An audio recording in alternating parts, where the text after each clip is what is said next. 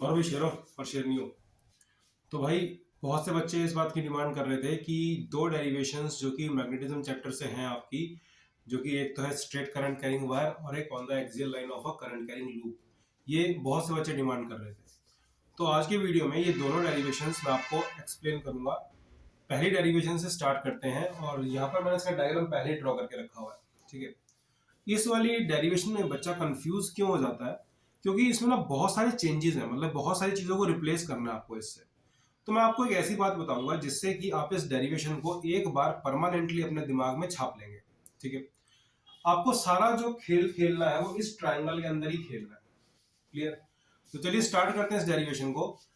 बाकी जब आप इसको पेपर में अटेम्प्ट करेंगे तो पहले इंट्रोडक्शन प्रॉपर से कर देना कि consider a current carrying wire X Y carrying current in this direction, consider a point P at a distance of A from the wire, the consider current element at point A. ये सब आप eight point ओ, ये सब आप कर सकते हैं आराम से। तो इसके अंदर हम नहीं जाएंगे, ये आपको लेकिन पेपर से पहले लिखनी पड़ेगी, मतलब इसको स्टार्ट करने से पहले इसको लिखना पड़ेगा आपको। ठीक है, तो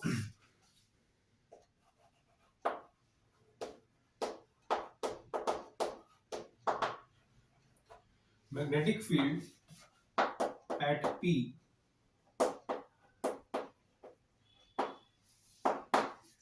due to current element at O। तो इस O पर जो हमने करंट एलिमेंट लिया है उसकी वजह से यहां पर कितना मैग्नेटिक फील्ड बनेगा? dv equals to mu naught upon 4 pi ideal sine theta divide by R square. तो ये आपका बायट सावर्ट्स लॉ था। बायट सावर्ट्स लॉ के इक्वेशन आपने यहां पर लिख दी। अब करना क्या, मैंने कहा था एक ट्रिक बताऊंगा जिससे कि ये सब कुछ आपको परमानेंटली याद हो जाएगा। इसमें बहुत सारे वेरिएबल्स हैं, डीएल है, थीटा है, आर है, इन सबको आपको रिप्लेस करना है। लेकिन रिप्लेस करना किससे है? आपको इसको रिप्लेस करना है सिर्फ ए और फाई से। आपको इस तरह के चेंजेस लेके आने हैं इसके अंदर कि जो आपका सारा जो जितने वेरिएबल्स थे, डीएल था, आर स्क्वायर था, थीटा था, ये सब आपका ए और फाई की टर्म्स में ही कैलकुलेट हो जाए। तो चलिए स्टार्ट करते हैं। In triangle O Q P, in triangle O Q P, देखिए यहां पर ये वाला एंगल तो 90 डिग्री है ही, तो बाकी बचे दोनों एंगल्स का सम भी कितना होना चाहिए? 90, क्योंकि टोटल सम तो 180 होता है। Theta plus phi should be equal to 90 degrees. तो यहां से थीटा की वैल्यू क्या आ गई हमारे पास? 90 माइनस फाइव। दोबारा बता रहा हूं, इस ट्रायंगल के अंदर ये वाला एंगल 90 है, तो यहां पर बाकी दो बचे हुए एंगल्स का सम भी क्या होना चाहिए? 90 होना चाहिए। So theta plus phi should be equal to 90 degree. अब यहां पर देखते हैं, यहां से जो आपका ए और आर का रिलेशन, आपको आर को भी रिप्लेस करना है। अगर मैं फाइव को एंगल मानता हूं तो ए यहां पर हो जाएगा बेस और आर यहां पर हो जाएगा हाइपोटेन्यूज, और बेस अपॉन हाइपोटेन्यूज होता है कॉस। तो यहां से a upon r equals to cos five. This implies r is equals to a secant five. तो देखिए मैंने थीटा को रिप्लेस कर दिया, आर को रिप्लेस कर दिया ए और फाइव की टर्म्स में। तो यहाँ पर ध्यान से देखेंगे दोबारा से कि जो आपका बेस था that is your A base, और आर जो है हाइपोटेन्यूज। अगर आप फाइव को एंगल मान रहे हैं तो a upon r that will be cos five. अब यहां से फटाफट से डीएल को भी रिप्लेस कर लेते हैं। इसी ट्रायंगल के अंदर एल अपॉन ए, क्योंकि फाइव एंगल था तो सामने परपेंडिकुलर, ऊपर यहाँ पे बेस हो गया, तो L upon A should be equal to tan phi. तो यहां से L की वैल्यू आ जाएगी A tan फाइव। लेकिन हमें L की वैल्यू से कोई मतलब नहीं है, हमें तो DL चाहिए। अगर हम इसको डिफरेंशिएट कर देंगे तो ये हो जाएगा A secant square five D five. ठीक है, तो ये हमारे पास DL की वैल्यू A और फाइव की टर्म्स में आ गई। जल्दी से इसको यहां तक नोट कर लो सारे बच्चे।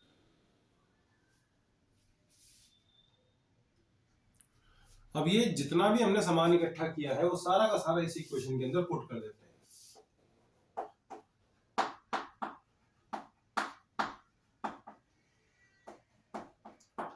dl की जगह आ जाएगा a secant square phi d phi, theta की जगह आ जाएगा 90 माइनस फाई, और r की जगह आ जाएगा a secant फाई इसका स्क्वायर। अब जब इसे सॉल्व करेंगे तो साइन 90 माइनस फाई तो कॉस फाई हो जाएगा, सीकेंड स्क्वायर फाई से सीकेंड स्क्वायर फाई कैंसिल हो जाएगा, a से a स्क्वायर कैंसिल हो जाएगा।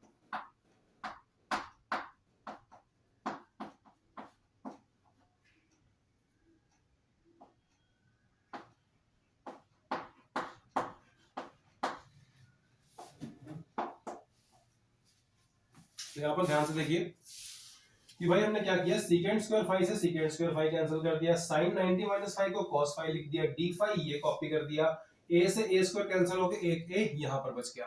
ठीक है, अब हमें क्या करना है, इस पूरे को इंटीग्रेट कर देंगे। ये जो आपका dv का जो एक्सप्रेशन आया है इस पूरे को इंटीग्रेट कर देंगे तो आपके पास आ जाएगा मैग्नेटिक फील्ड की वैल्यू। तो चलिए इसकी इंटीग्रेशन स्टार्ट करते हैं जिससे कि आपका कंप्लीट आंसर आ जाएगा मैग्नेटिक फील्ड का। चलिए यहाँ पर स्टार्ट करते हैं। b is equals to integration of dv from minus phi one to phi two. ठीक है, अब बहुत से बच्चे इस बात में कंफ्यूज रहते हैं यहाँ माइनस साइन क्यों लिया गया। ध्यान से देखिए, आपका जो एक एंगल बन रहा है यहां से जब आप इसको ऐसे करके यूं जाएंगे, ये एंगल आप यहां से ऐसे करके यूं चेंज करेंगे तो ये क्लॉकवाइज डायरेक्शन के अंदर आएगा, और यहां से यूं चेंज करेंगे तो ये हो जाएगा आपका एंटी क्लॉकवाइज, यानी कि दोनों एंगल्स की जो डायरेक्शन है, जो सेंस है वो ऑपोजिट है। तो क्लॉकवाइज एंगल को नेगेटिव माना जाता है और एंटी क्लॉकवाइज एंगल को पॉजिटिव माना जाता है। तो हमने यहाँ पर एक एंगल को नेगेटिव कर दिया, दूसरे एंगल को पॉजिटिव कर दिया।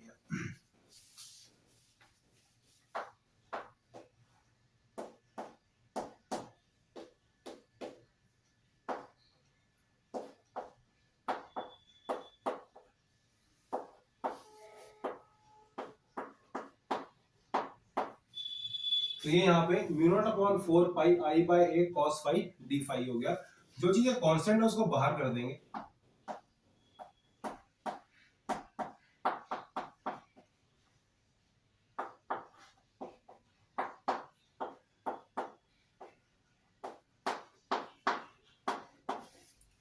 अब कॉस की इंटीग्रेशन होती है साइन। ठीक है, integration of cos is sine.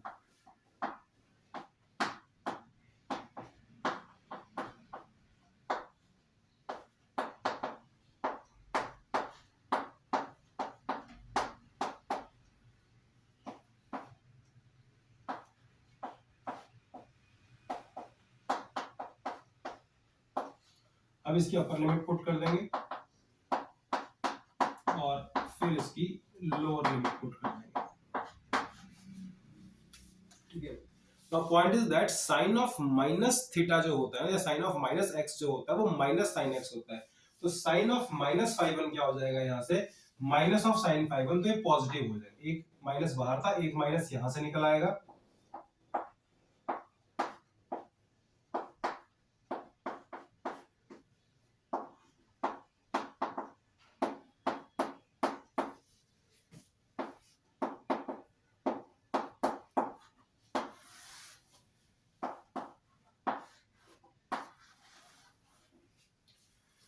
तो भाई this is mu naught upon 4 pi I by A sine phi one sine phi two plus sine phi one, this is your answer.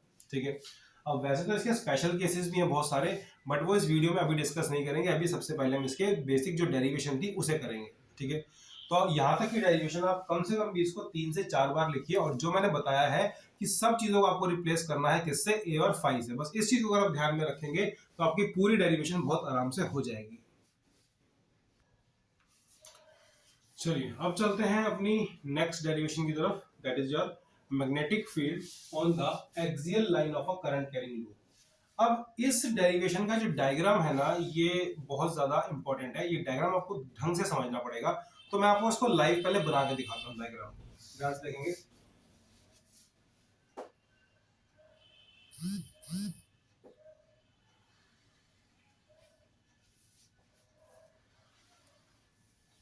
यहां पर हमने करंट कैरिंग लूप कंसीडर कर लिया।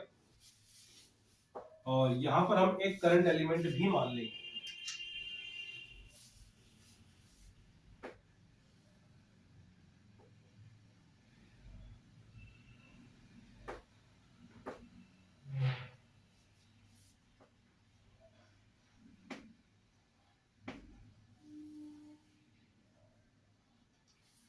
Point is that कि आप कभी भी एक करंट एलिमेंट कंसीडर नहीं करेंगे, क्योंकि ये लूप है तो हर करंट एलिमेंट के ऑपोजिट एक और करंट एलिमेंट होगा। इसके इस चीज को मैं थोड़ा सा और एक्सप्लेन कर देता हूं अच्छे से। सपोज ये एक लूप है, तो इस लूप को मैं बहुत सारे इनफाइनाइट हिस्सों के अंदर बांट सकता हूं। ध्यान से देखेंगे,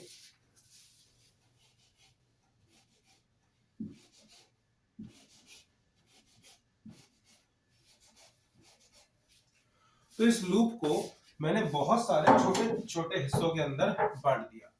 अब पॉइंट इज दैट कि हर हिस्से के ऑपोजिट, जैसे कि अगर यहां से देखा जाए तो ये एक करंट कैरिंग एलिमेंट बनेगा यहां से, ठीक है। तो इसके ऑपोजिट क्या बनेगा आपके पास, यहां पर ये बन जाएगा। अगर यहां पर एक करंट कैरिंग एलिमेंट है तो इसके ऑपोजिट यहां पर एक करंट कैरिंग एलिमेंट बन जाएगा। अगर ये एक करंट कैरिंग एलिमेंट है तो इसके ऑपोजिट ये बनेगा। अगर ये करंट कैरिंग एलिमेंट है तो इसके ऑपोजिट एक ये बन जाएगा। यानी कि पूरे लूप में आप इनफाइनाइट नंबर ऑफ एलिमेंट्स को कंसीडर कर सकते हैं, लेकिन हर एक एलिमेंट के ऑपोजिट एक और एलिमेंट आपको मिलेगा। तो इसीलिए कभी भी सिंगल एलिमेंट कंसीडर ना करें। ये जो आपने एलिमेंट यहां कंसीडर किया है इसके ऑपोजिट एक ये एलिमेंट भी होगा। दूसरी बात,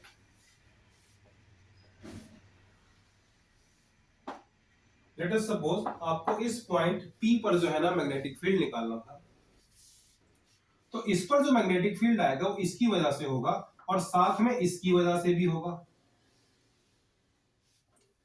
ये बात समझ में आ रही है? नो, अब ये जो आपने आइडियल लिया है यहां पर, वैसा ही एक और आइडियल यहां पर भी है। अगर इसकी बात करें ऊपर वाले करंट एलिमेंट की, तो आप एक बैंगल को हाथ में पकड़ के ना ऐसे करंट को बाहर की तरफ राइट हैंड थंब रूल से करेंगे तो आपकी उंगलियों का जो कर्ल है ना वो इस तरह से निकल के यहां से ऐसे ऊपर जाएगा।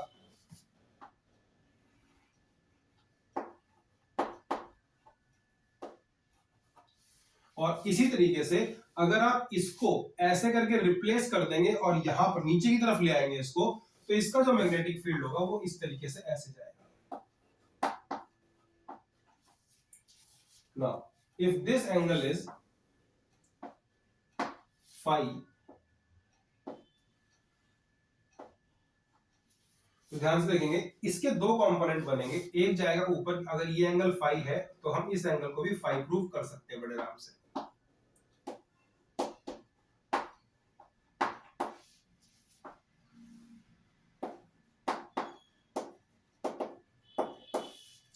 इसका dv cos फाई ऐसे ऊपर की तरफ गया और इसका dv sin फाई ऐसे आगे की तरफ गया। सिमिलरली यहां से इसका जो है ना नीचे वाले का भी dv cos फाई इस तरफ जाएगा और dv sin फाई इसी तरफ जाएगा।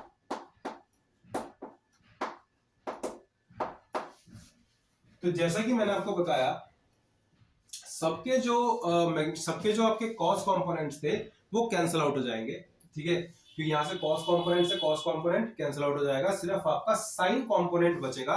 तो हम सबके साइन कंपोनेंट ऐड कर देंगे। अब मोस्टली बच्चा यहां पर कंफ्यूज हो जाता है कि सर ये तो 2 dB sin फाई होना चाहिए। नहीं, ये 2 dB sin फाई नहीं होगा, this will be integration of dB sin phi. क्यों?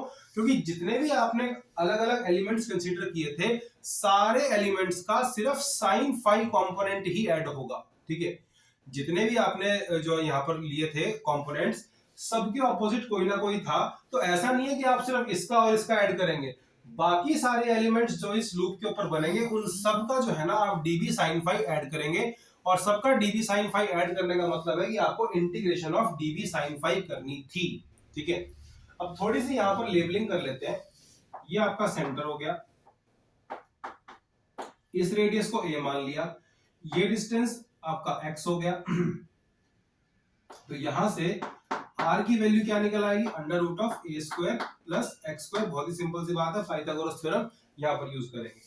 सिमिलरली r यहां से कितना हो जाएगा, under root of a square plus x square, ठीक है, तो यहां तक का लेबलिंग आई होप कि आपको डायग्राम समझ में आ गया होगा। और एक बार अगर नहीं समझ में आया तो इस वीडियो को, इस सेकंड डेरिवेशन को दोबारा जो है रिवाइंड करो वीडियो को और दोबारा से इसको सुनो। अगर कोई भी चीज एक बार में नहीं समझ आया करे तो उसको छोड़ मत दिया करो, बार बार उस चीज को पढ़ो जब तक वो समझ ना आ जाए। ठीक है, तो चलिए अब इसकी डेरिवेशन स्टार्ट करते हैं।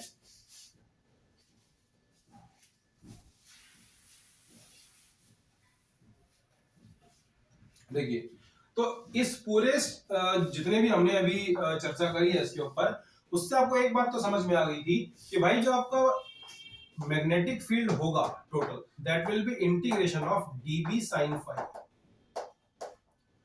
तो चलिए इसको इंटीग्रेट कर देते हैं यहां से। अब जो dB था वो बायट-सेवर्ट्स लॉ से क्या बन जाएगा, mu naught upon 4 pi I dl r square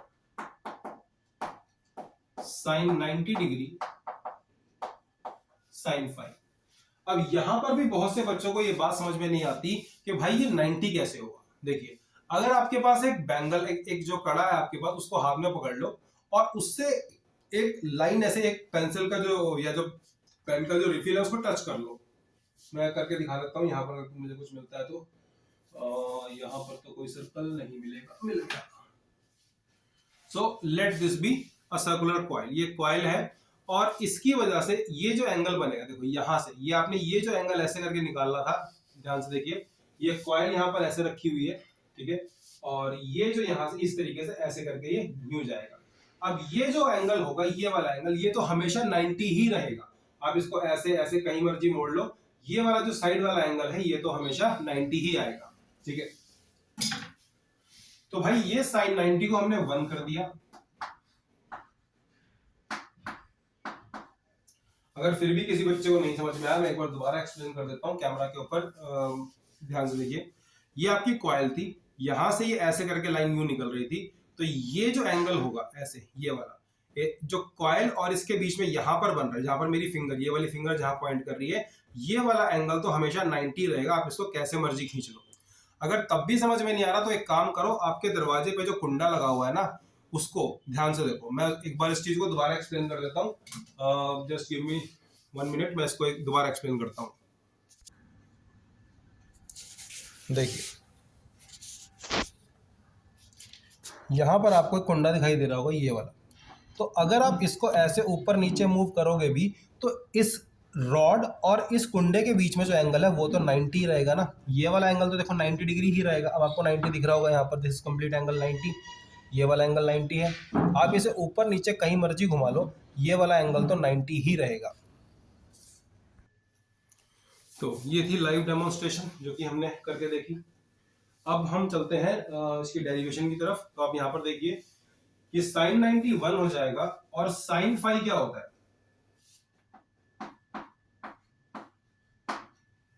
देखो साइन फाई हो जाएगा परपेंडिकुलर अपॉन हाइपोटेन्यूज। तो यहां से साइन फाई को पुट कर देंगे a अपॉन r और dl एज इट इज रहेगा। अब जो है mu naught upon 4 pi I divide by R cube और a, ये बाहर आ गया, इंटीग्रेशन ऑफ dl अंदर बच गया। अगर मैं dl को इंटीग्रेट करता हूं, यानी कि सर्कल के छोटे छोटे पार्ट्स को इंटीग्रेट करता हूं, तो मेरे पास क्या आ जाएगा, कंप्लीट सर्कल आ जाएगा। यहां तक इसको नोट कर लो। अभी मैं इसको रब करके कंप्लीट सर्कल करके दिखाता हूं। वीडियो को पॉज करके नोट कर लो।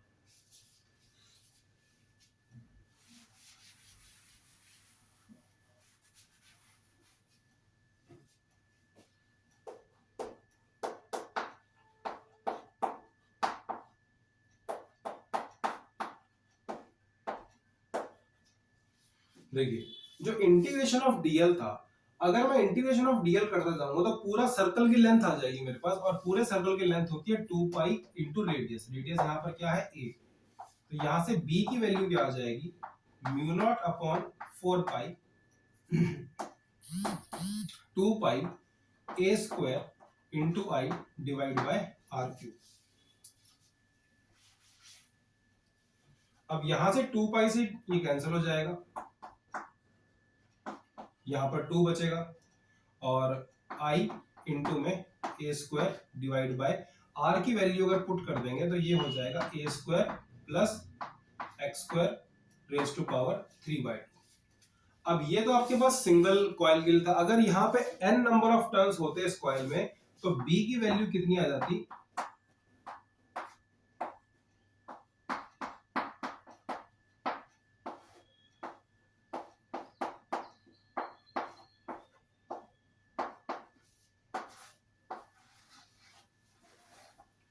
तो ये आपका एक्सप्रेशन है।